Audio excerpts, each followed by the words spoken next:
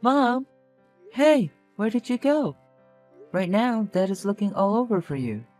Huh? Is this you, Ed? Are you using your dad's phone again to try and text me? Well, Mom, I don't have a phone of my own to text you from, so I had to take his.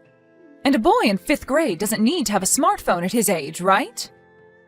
I know that, but Dad told me that when I needed to talk with someone else in the family while they are out, I could use his phone and text. Also, Dad had a small accident with his hand, right? And so he can't use his hand to text you right now. Yeah. I knew that man was going to care more about you than anyone else. But if he really wants to spoil someone, he's better off doing that with my daughter, who looks just like me, since she is definitely the better looking one of you two. You're talking about Avery, right? Yes, that's right. You already know that I'm in love with all things that are both cute and beautiful. And that's why I'm only in love with your cute older sister, Avery. Mom? Just a second ago, you had asked me where I am right now, right? Well, I'm at the airport right now. The airport? I'm going to be taking your sister to France with me, and she's going to become a supermodel with the help of her mom. She's going to become a supermodel in France? I'm going to take her to Paris with me, and we'll find her a modeling agency who will take great care of her. And you are far too ugly to be a kid of my own, so I won't be needing you anymore. Well, you only ever ended up as a kid of mine because your dad brought you along with him in the marriage, so I don't even have to call you a part of my family anymore. So please don't think anything bad of this, okay? Dad is asking, have you filed out any diverse paperwork yet? Tell him that the paperwork is sitting on the coffee table in the living room. Alright. Well then that's fine with me, is what he said. Huh? Well, Dad just said that about you a second ago, but I feel the same way about you as well now. Have fun in France, Mom. Bye-bye.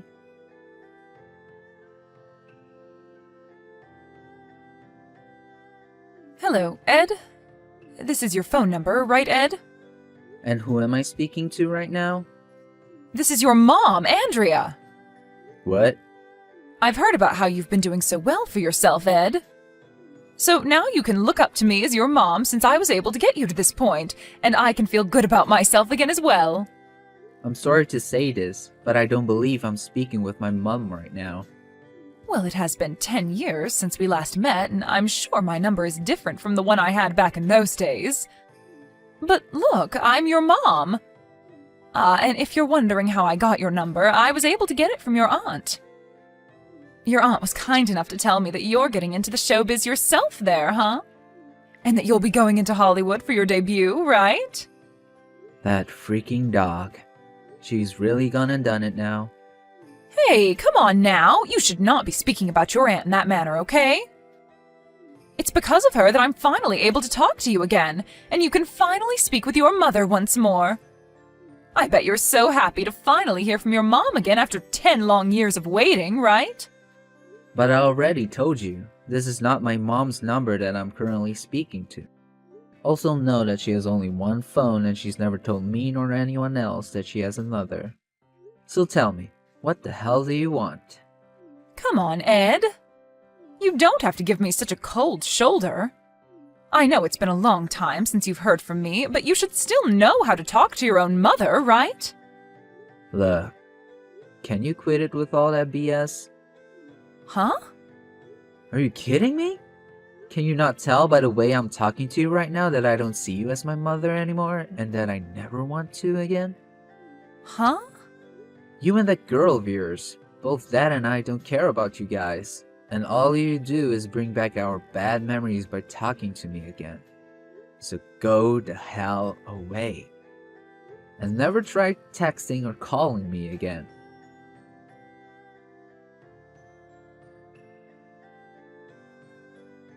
Ed! This drama that I'm watching right now, I can tell just by looking at your face that you're the one playing the rival to the main character, right?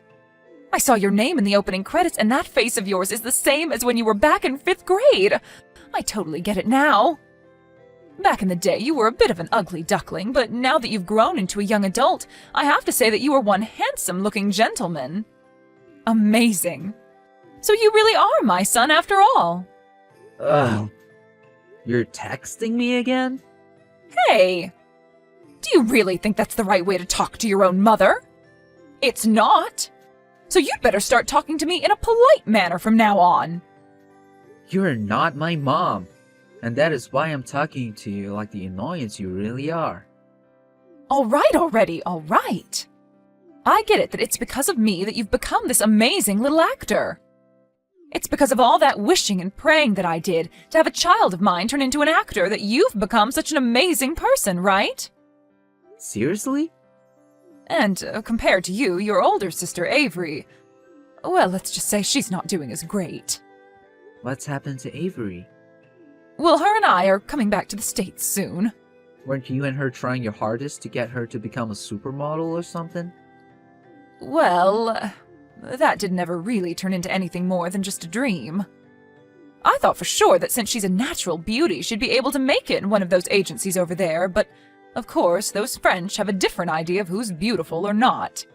So in the end, any agency we went to never gave her a chance to model, and any private work she tried never ended up being scouted. And what's worse is after failure, she began to eat a lot more bread and stuff to fight the stress. And let's just say she's gained a few pounds. Really, she's no longer a beauty whatsoever, but rather the definition of an obese person. Seriously, I cannot use her at all now. But this is why, to me, you were the perfect son any mother could ever ask for. My prayers were finally heard, and you turned into the most handsome-looking young man imaginable. Well, I didn't get this far because of you. Huh? The only reason I've become an actor is because I wanted to become one, so I put in the effort to get to where I am now. To tell you the truth, it's supposed to be the manager's job to be here with me to help me diet and make sure I stay up to date on roles, right? Well, you haven't been here for me these past 10 years, nor have you ever been my manager, so screw you. Huh? Also, people don't just make it in a modeling or acting business by looking good. Ed! You have to be able to act as well, whether it's on stage or in the studio. And you have to be able to work to become the character you want to be, which takes weeks to perfect. Wait a minute. So you have no right coming to me acting as though you've put any work or care into me? Therefore, please, for God's sake, just leave me the hell alone so that you don't cause me any headaches anymore. Seriously, stop talking to me. I'm not messing around right now.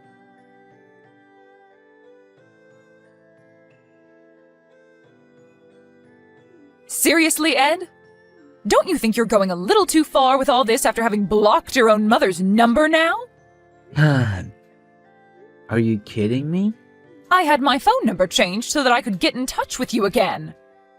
I told you already, stop trying to get in touch with me anymore. Oh my. Well, why would I ever want to stop talking to my son? Are you really sure you want me to stay away from you even longer than I already have? I plan to become your manager soon so that you can become even more famous. What? You don't have to try and keep me at bay anymore. I promise that I'll do everything in my power to make sure you get as many roles as you'd like. And if you're worried about me having any experience, just know that I've been the manager for Avery for the past 10 years, and I did a wonderful job at it. By wonderful, do you mean you failed her on multiple occasions, and that's why you're back? Huh?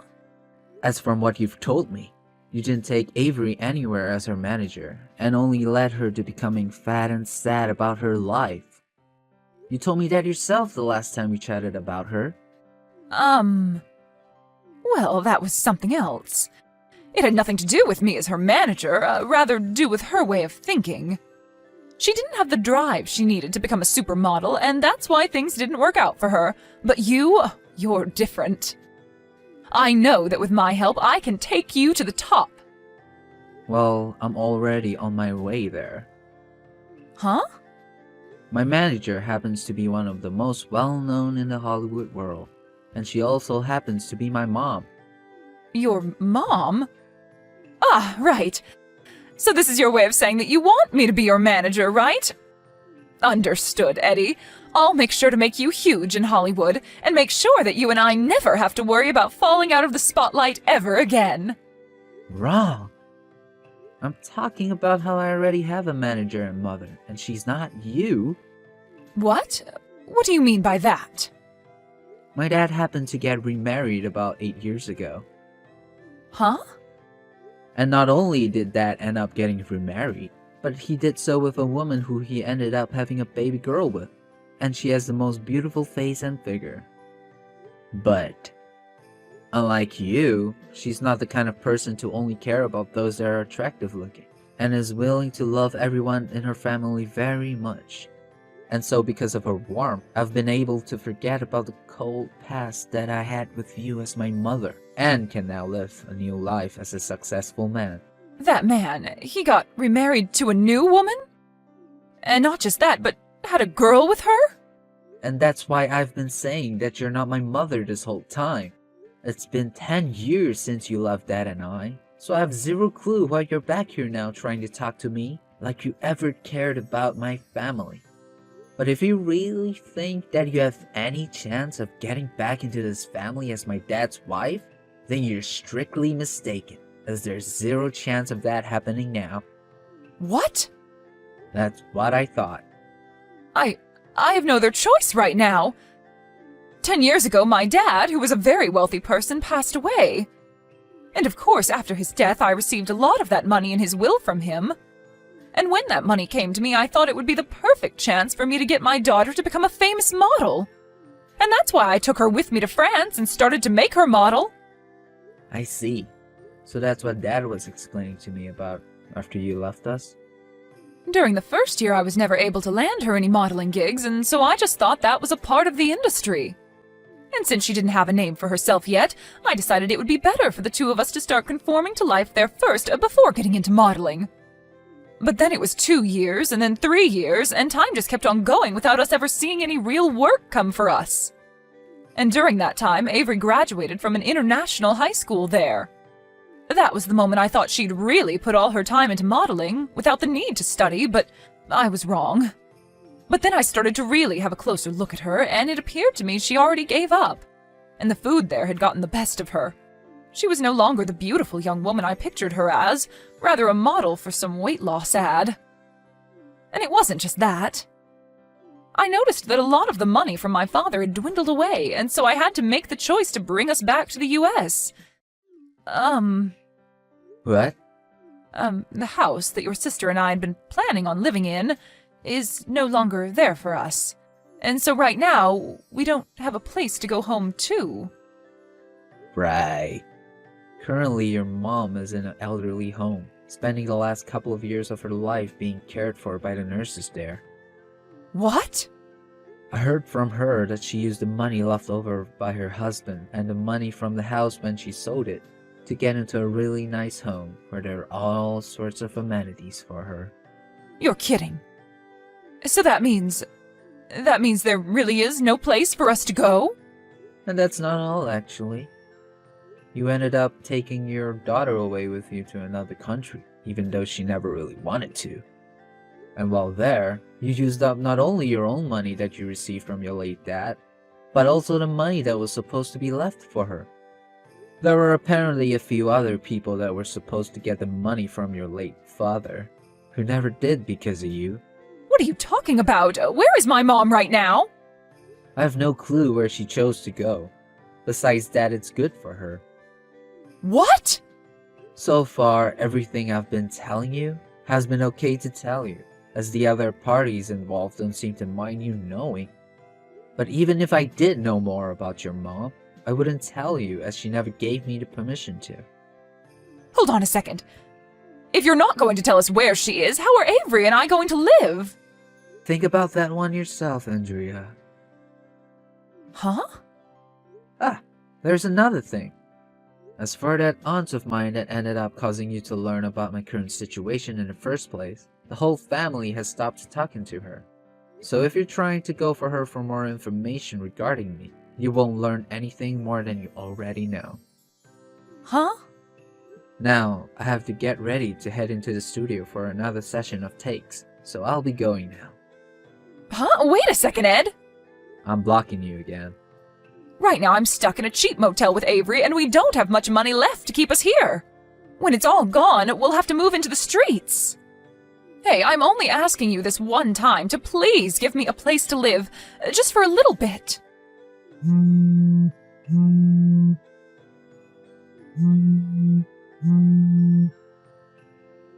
Ed!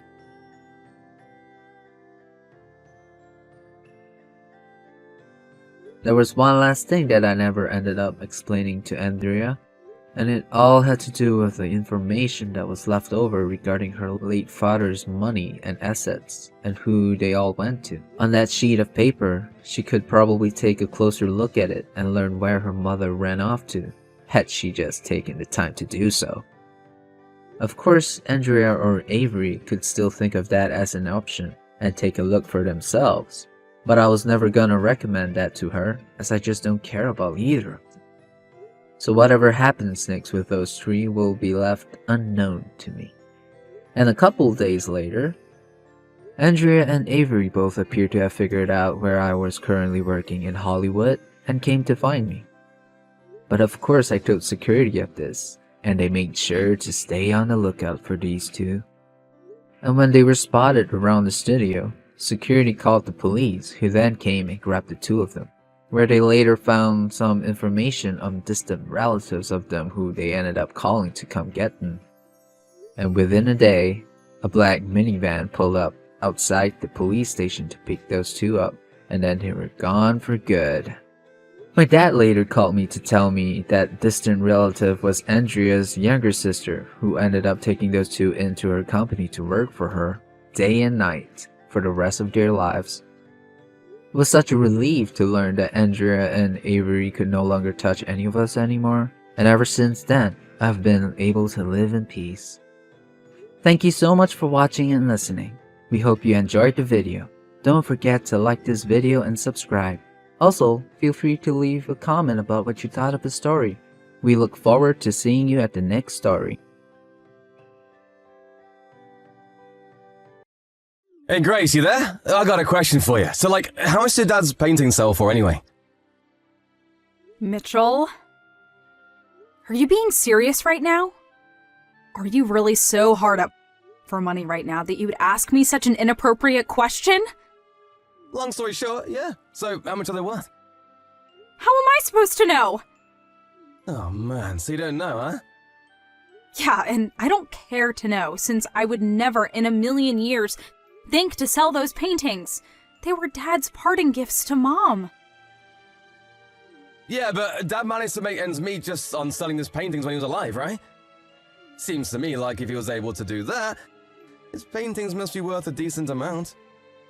Yeah, and as long as those paintings are Mom's property, and she has no intention to sell them, then they're not for sale. So it doesn't matter how much money they're worth. End of discussion. Got it? Aww.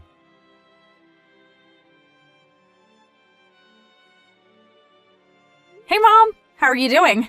It's been a while since I was there, so I was thinking about coming back into town this coming weekend. Do you have any plans? I'm doing fine, Grace. Thank you for asking. No, I don't have any plans at all. Feel free to stop by whenever you'd like. You just missed Mitchell and his wife Laura. They came by this morning to chat for a while and asked me to show them your father's old paintings. They did? Why? Laura was so taken with them that she asked if I wouldn't mind giving them a few to decorate their house with. I went ahead and let them take out a couple that they liked. Oh no, Mom! You gotta get them back! Call Mitchell right now and tell him to give them back to you! Why's that, Grace? Your father left them to me, but I consider them to be heirlooms for the whole family. Laura was very interested in seeing them. I don't see what's the problem with letting them put a couple up in their house. I'm sure they'll take perfectly good care of them. I don't see anything to be worried about. Yeah, Mom, I know that those paintings have a lot of sentimental value to you and I, but you can't forget that they also carry a high monetary value. Did you at least tell them explicitly that they're not allowed to sell them? Grace, what's gotten into you all of a sudden? I think you're worrying too much about nothing. Mom, you know Mitchell as well as I do. You know he would sell those in a heartbeat if he wanted to. He has absolutely no financial skills. His paychecks are nearly used up within a day or two of his payday. And just yesterday, he sent me a bunch of messages asking me to tell him how much Dad's paintings are worth. Isn't that suspicious? I got a really bad feeling from the way he was talking. And that's a big reason why I wanted to come home this weekend and make sure he didn't do anything really stupid. I had no idea that Derelict would make his move so quickly. I should have messaged you right away after our conversation yesterday. This is all my fault. Grace, I'm telling you, you don't need to worry about a thing, dear. How can you be so relaxed at a time like this? He's definitely going to try and sell Dad's paintings. It's all over and done with, Grace. You don't need to concern yourself with anything. Huh? Wait, what do you mean it's over and done with? That's for me to know, and for you to find out. You're not making any sense! For now, you can come on down here this weekend like you had planned. I'll have your favorite cookies waiting for you when you get here.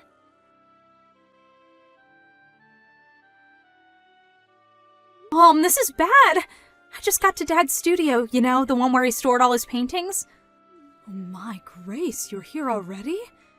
You're much earlier than I expected. And you've caught me off guard, too. I was just about to head out to the store to buy the ingredients for your cookies. Mom, listen! The door to Dad's studio was unlocked when I got here. And when I looked inside, the whole place had been cleared out. Every single one of Dad's paintings is gone. Really? I thought this was too much for even them, but I checked the security camera footage, and sure enough, Mitchell and Laura were here last night, and they stuffed all of Dad's paintings into their car. Do you still have the key to Dad's study? Do you think they might have managed to make a copy of it? We've got to move fast, Mom. If we wait any longer, Mitchell's gonna sell every last one of them. We can't let them get away with this. Do you have any idea where they might have taken them? Grace, please calm down for a moment. Why can't you just explain what's going on, Mom?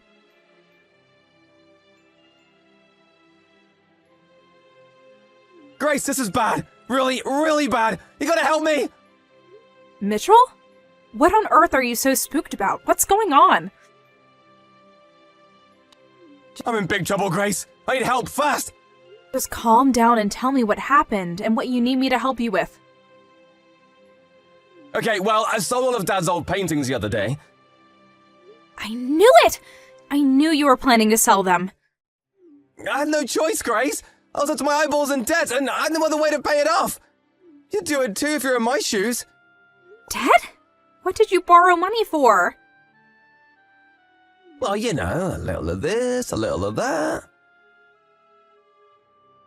But I figured that if I sold Dad's paintings, I could pay it off in one big lump sum. And, well, maybe if there was a little bit left over, then I could spend it on some stuff for myself. I can't believe you, Mitchell. This is a new low for you. How could you just throw away our memories of Dad like that? Ugh, save the lecture for later, Grace. Now isn't the time for that. I've got a much bigger problem on my hands.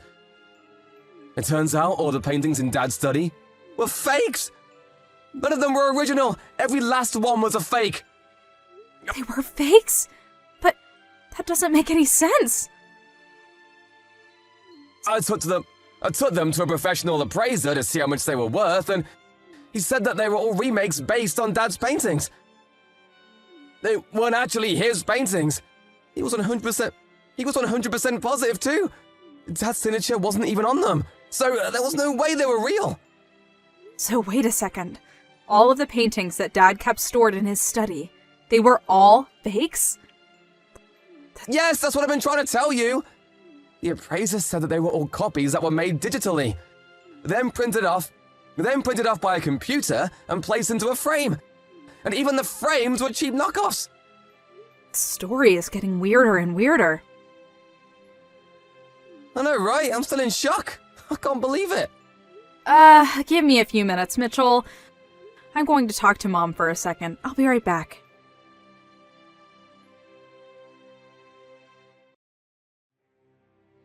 Hey, Hey, Mom, where are you right now? Oh, hello, Grace. I'm at the art museum. There's an exhibit going on with pieces from an acquaintance of mine. An exhibit? Yes, for an artist who was classmates with your father back in art school. I'd met them a couple times over the years as well, so they were kind enough to send me an invitation. Oh, okay, well, that's nice. But I have something completely unrelated that I need to talk to you about. And it's urgent. Do you have a minute? But of course! How can I help you, dear? I just got a message from Mitchell, and he's super panicked. He said that he just took Dad's paintings to an appraiser, but the appraiser said they were all fakes. And? And? Is that all you have to say about this? I mean, is it true? There's always a possibility that he's lying and that he kept the originals, made the fakes by himself, and took them to the appraiser to cover his tracks. But I don't think Mitchell is that smart. So I guess I have no choice but to take him at his word. That the paintings he took from Dad's studio were legitimately fakes, and he's just surprised as I was. He also said that the appraiser told him that the paintings he had were all digitally drawn copies of the original that were painted off by a computer and placed into frames. Yes, that all sounds right to me. So, and this is just a guess here, but the fake copies that Mitchell and Laura took from Dad's studio, you made them, didn't you? And the painting that you said you gave them yourself a few days earlier, that was another one of your drawings, right? You're a clever girl, Grace. Well, it seemed like a logical conclusion. I knew that you worked as a background illustrator for an advertising firm back in the day, and I thought you had said something about using drawing software with a computer rather than a pen and paper. So, since neither I or Mitchell have any artistic talent whatsoever, the only other person who had both access to Dad's studio and had an art background was you, Mom. You figured that out all by yourself? Truly impressive, dear. Okay, now that that's out of the way, the last remaining question is, why did you do all that? To be honest, I felt that this would be the only possible way to teach that boy a lesson that would set him straight. Go on. It's been a hobby of mine for the last several years to take your father's paintings and do my best to recreate them digitally. Once I felt like I was getting better at copying them, I started printing them out onto full-size paper and placing them into frames to compare them side by side with the real ones. Then, the other day, your brother Mitchell came by, saw one of my most recent copies, and apparently couldn't tell the difference between it and the real one. Oh, is that the one you gave him? The one you messaged me about? Yes, that's the one.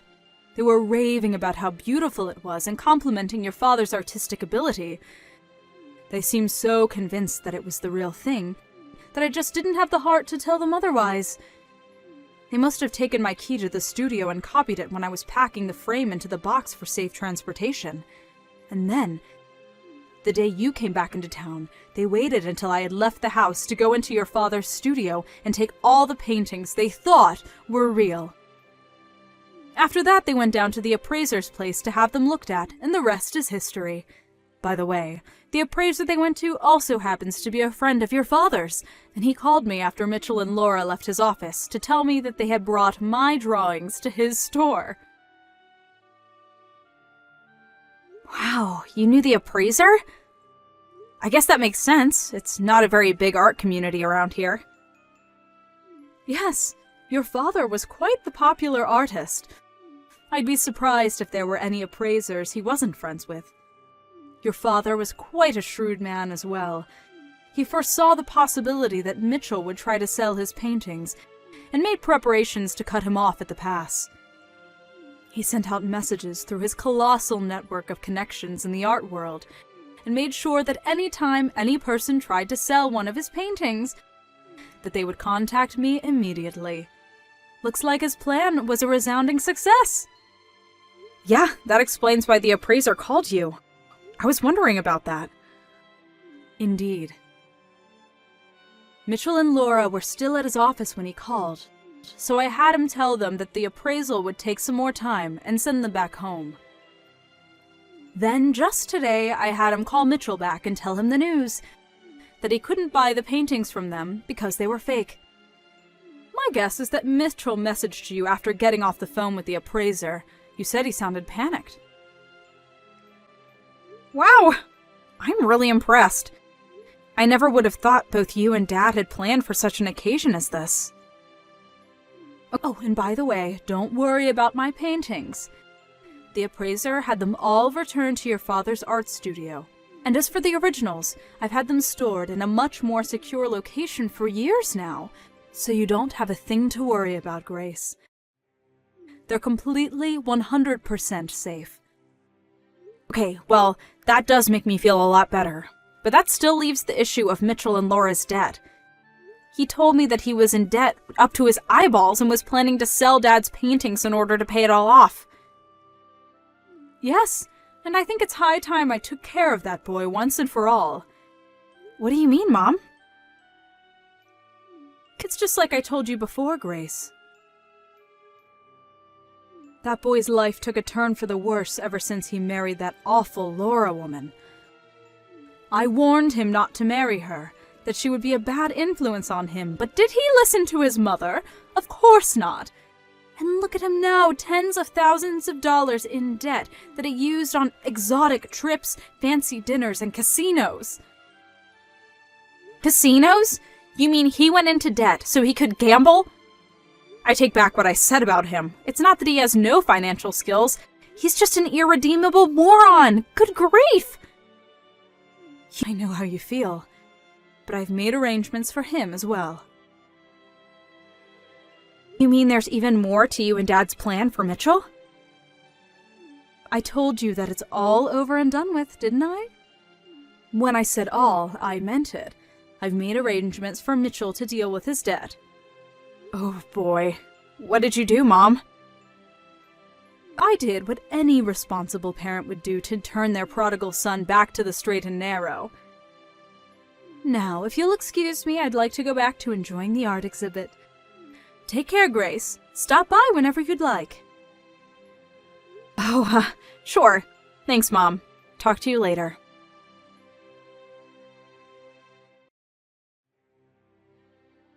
Grace, you gotta help me! What is it this time? This is bad, really bad, like super bad, I mean it. Okay, I'll bite. What is super bad, Mitchell? Brackwater! Brackwater? A black battle van just pulled up in front of our house and a bunch of guys with ski masks jumped out. They're saying they're with the Brackwater Company. Oh, they're the military contractor that Mom's cousin worked for a few years ago, right? That actually makes perfect sense. Now I know what Mom meant when she said she had made arrangements for you. Wait, what do you know about this, Grace? Tell me, please, and fast! They're a military contractor that operates in a lot of foreign countries that are in various states of civil unrest. And it seems like they've found their two newest recruits. Recruits? I didn't sign up for anything. Well, I have good news and bad news. The good news is it looks like Mom found you a job where you can work up all the debt you built up. The bad news is you might not be alive long enough to enjoy the debt-free life you've been dreaming of. You mean I might die? This can't be happening! Grace, you have to do something! Help me! You think I'm gonna put myself on the line against Brackwater? Sorry, but I have better things to do than go up against a mercenary group like them. Didn't you watch the news? Every time someone tries to blow the whistle about their activities, they end up dying in strange circumstances. Grace, you can't let them take me, can you? Actually, I can, and I will. Grace! No!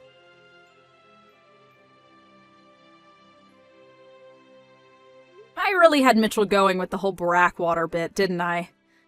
Well, unfortunately, the people who came to pick him up weren't a shadowy mercenary group. They were from a live-in work education program for derelict adults. Mom was aware they were coming to pick up Mitchell and Laura that night, and she pulled up in her car right after they did. Mitchell and Laura were already loaded into the van when she got there, and she was greeted to a chorus of bangs on the van walls and muffled sounds of terrified screams. She spoke to the leader of the team the two of them would be inducted into for a while about what sort of work they'd be doing over the next year, then turned and walked over to the van. Mitchell had a gleam of hope in his eye when he saw Mom coming, thinking she was going to save him from the terrible fate that awaited him. But she just went up to the window and said, "Have a good time, Mitchell," got back into her car, and drove home. Mitchell and Laura were put right to work in their re-education programs at separate facilities. They're doing everything from construction to sanitation to engine repair and all sorts of skills that might help them land a job that they'll be able to keep for more than a month or so.